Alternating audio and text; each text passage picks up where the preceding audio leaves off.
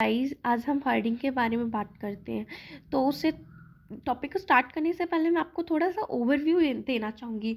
Herding का मतलब होता है कि मतलब भेड़ चाल चलना, बिना कुछ टॉपिक के बारे में जाने हुए हम उसके बारे में डिसीजन ले लेते हैं, मतलब कि दूसरों को फॉलो कर लेते हैं। जैसे दूसरे कर रहे हैं हम भी ऐसे ही दूसरों को फॉलो करने लगते हैं। So let's start. Herding herd is a behaviour where people join groups and follow the action of others. Means कि जहाँ पर लोग ग्रुप्स को ज्वाइन करते हैं और उन्हीं के एक्शंस को फॉलो करते हैं। Herding occurs in a finance when investor follow the crowd ignoring of their over analysis. Means कि जहाँ पर हर्डिंग तब अक्कर होता है जब इन्वेस्टर दूसरे क्राउड को क्राउड को फॉलो करने लगता है खुद की एनालिसिस के कंपेयर में। मतलब वो खुद एनालाइज नहीं करता है, जैसे दूसरे लोग डिसीजन ले रहे हैं या कोई भी एक्शन टेक कर रहे हैं वो भी उन्हीं की तरह करने लगता है, उन्हीं को फॉलो करता है। हम हर्डिंग को अवॉइड कर सकते हैं सिर्फ डीप एनालिसिस कर कर और मतलब रेशनल डिसीजन लेकर और सेल्फ कंट्रोल के थ्रू हर्डिंग को कम किया जा सकता है। बिहेवियरल फाइनेंस के व्यू से हम इसको डेफिनेशन से स्टार्ट करते हैं। Herding mentality creates when investor and people see a group of people doing a certain thing in the same manner and set assumptions they well know about the thing, and investor also follow without analyzing the benefit and loss of thing। इसका मतलब है कि जो herding एक ऐसी mentality है जब investor दूसरे ग्रुप्स को फॉलो करने लगता है, मतलब जो दूसरों को सेम चीज़ करते हुए देखता है और अपने माइंड में ये सेट कर लेता है कि वो जो कर रहे हैं ना वो बिल्कुल सही कर रहे हैं, क्योंकि उन्हें उस टॉपिक के बारे में पता है और हम भी उनको ऐसे ही फॉलो करने लगते हैं। इसके बहुत सारे एग्जाम्पल हैं। एक एग्जाम्पल ये है कि सपोज करो कि आप दो रेस्टोरेंट खुले हुए हैं एक दूसरे के सामने। For example restaurant A and restaurant B. Then जो भी कस्टमर है वो आता है खाना खाने के लिए, तो वो देखता है कि ए रेस्टोरेंट तो खाली है बट बी रेस्टोरेंट में दो लोग बैठे हुए हैं। तो वो बिना कुछ जाने हुई अपने माइंड में अजम्पशन सेट कर लेता है कि क्या दो लोग उसमें बैठे हैं तो मीन्स कि वही रेस्टोरेंट अच्छा है और वो भी बी रेस्टोरेंट पे ही चला जाता है। मीन्स कि वो बिना उसे जाने रीज़न वो ऐसा क्यों है कि ये में कोई भी नहीं बैठा था, वो बिना जाने ही वहाँ जाकर बैठ गया। फिर इसके अब बात करते हैं हम इसके इम्पैक्ट्स के बारे में। Impact of herd mentality behaviour on your investment. Means कि तुम आपकी इन्वेस्टमेंट पे क्या इम्पैक्ट होते हैं हर्डिंग के। Create bull face. इसका मतलब है कि हर्डिंग बिहेवियर को फॉलो करने से बुल फेस भी क्रिएट होता है, क्योंकि लोग दूसरों को फॉलो करते हैं, मार्केट में बुल फेस क्रिएट होता है। If someone is buying the security, then all the others also follow without knowing reasons। जैसे कि कोई इन्वेस्टर है, उसने दूसरे इन्वेस्टर्स को देखा कि वो सिक्योरिटीज़ को ख़रीद रहे हैं तो वो भी ख़रीदने लगता है। तो इससे बुल की सिचुएशन आ जाती है, इससे बुल मार्केट क्रिएट होती है। इससे बियर मार्केट फेज भी क्रिएट होता है, क्योंकि दूसरे वाले सेल कर रहे हैं तो उसको लगता है क्या पता मार्केट में रेट डाउन जाने वाले हैं या मार्केट की कंडीशंस ख़राब होने वाली हैं, तो वो भी दूसरों को फॉलो करने लगता है। इससे बियर मार्केट क्रिएट होती है। कभी कभी हर्डिंग ना हमारे लिए बेनिफिशियल भी होती है। फॉर इसका पॉइंट है क्रिएट प्रॉफिटेबल ट्रेडिंग अपॉर्चुनिटीज़। आपके लिए ये प्रॉफिटेबल ट्रेडिंग अपॉर्चुनिटीज़ भी क्रिएट करता है, क्योंकि sometimes portfolio buying and selling securities opportunity create होती है। इसकी वजह से ये नहीं कहेंगे कि हर्डिंग बिहेवियर हमेशा ही रॉन्ग होता है, कभी कभी आपके लिए बेनिफिशियल भी होता है। क्या पता जिसको आप फॉलो कर रहे हो क्या उसने डीप एनालाइज की हो और मार्केट में कंडीशंस उसके कवर में हो तो आप उसको फॉलो करते हैं, तो ये आपके लिए ट्रेडिंग अपॉर्चुनिटीज़ भी क्रिएट करता है। अब और इसकी वजह से fourth point is bubbles in prices. इसकी वजह से एकदम जो प्राइसेस होते हैं ना अप हो जाते हैं, क्योंकि क्योंकि जैसे कोई भी बंदा कोई भी इन्वेस्टर उसकी सिक्योरिटीज़ को खरीद रहा है मार्केट से, तो दूसरे भी उसको देख के खरीदने लगते हैं।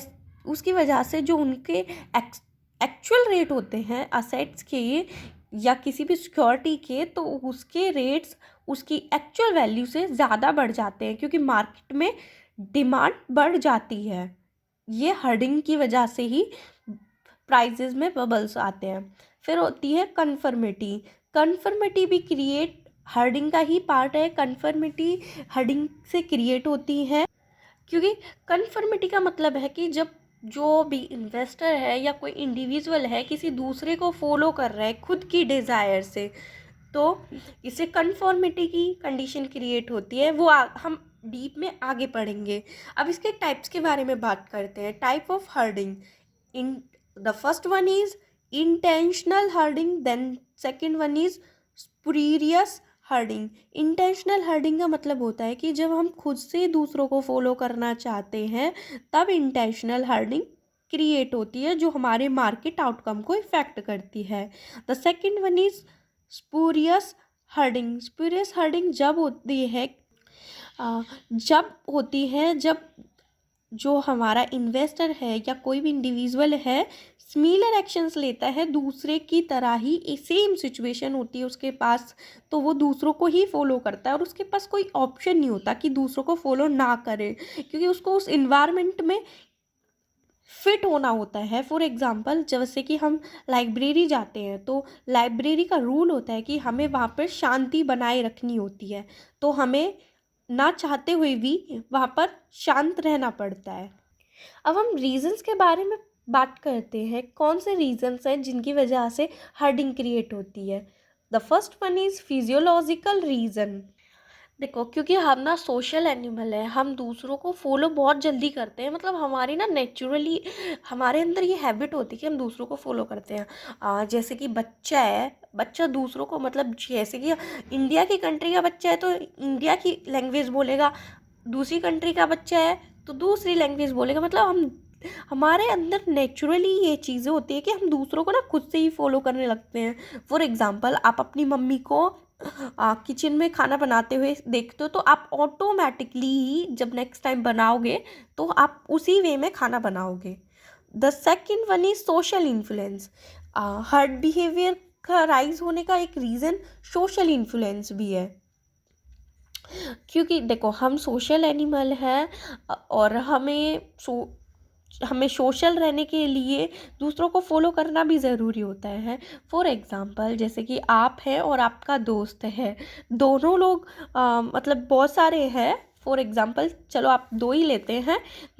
आप मूवी देखने जाते हो, ठीक है, मूवी के बाद आप रिटर्न में आते हुए आपको मूवी ज़्यादा कुछ खास अच्छी नहीं लगी, फिर भी आपका दोस्त बोलता है कि ना मूवी काफ़ी अच्छी थी, तो आप बोलोगे हाँ मूवी अच्छी थी। क्यों? उसकी हाँ में हाँ, या तो आप उससे आर्ग्यू नहीं करना चाहते या उससे अपनी दोस्ती ख़राब नहीं करना चाहते, इसलिए आप भी हाँ ही बोल दोगे।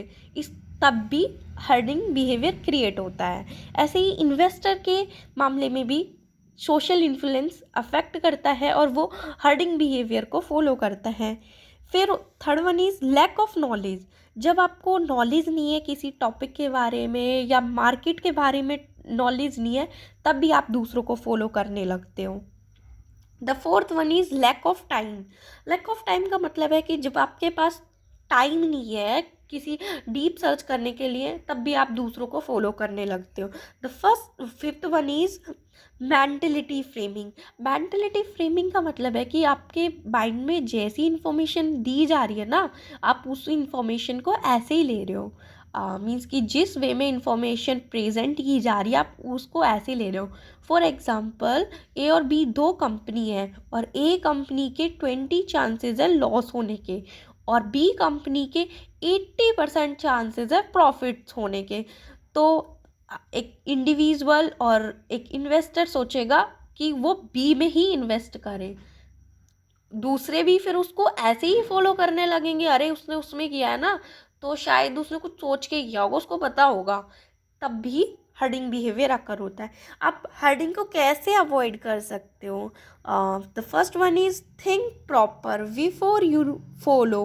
मतलब आप किसी को फॉलो कर रहे हो उससे पहले आपको प्रॉपर ही सोचना चाहिए। Because human have a natural tendency to follow by default. जैसे कि मैंने अभी बात की थी कि ह्यूमन्स में नेचुरली ये फीचर होती है कि वो दूसरों को फॉलो करते हैं। The second one is take proper time before decision making. जब भी आपको डिसीजन ले रहे हो उससे पहले आपको प्रॉपर टाइम लेना चाहिए। We aware analyse affect of decision result. हमें मतलब जो भी हमारा टॉपिक है या जिससे भी रिलेटेड हम डिसीजन ले रहे हैं उसके बारे में हमें प्रॉपर एनालाइज करना चाहिए। The fourth one is take decision logically not emotionally. Means कि हमें डिसीजन अपने माइंड से लेनी चाहिए, इमोशन से अफेक्ट होकर नहीं लेनी चाहिए। Thank you guys.